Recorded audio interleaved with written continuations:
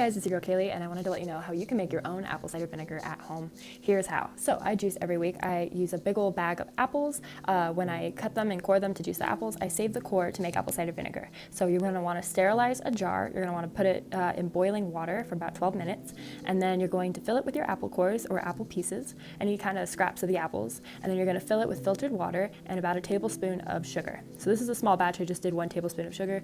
If you're using whole apples just to make apple cider, what you want to do is you want to put 1 tablespoon of sugar for every whole apple that you're using.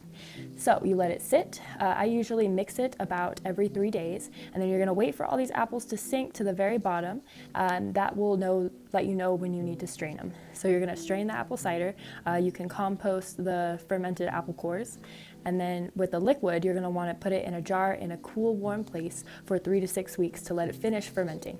And then you're going to get this. It is that easy. So you can use apple cider for a variety of things. I typically use it as a hair rinse. I use our ZippNada shampoo bar. If you're interested in this, you can find it in my shop. So I typically use the ZippNada shampoo bar and then an apple cider rinse for my hair every week, along with cooking. There's so many ways to use apple cider vinegar.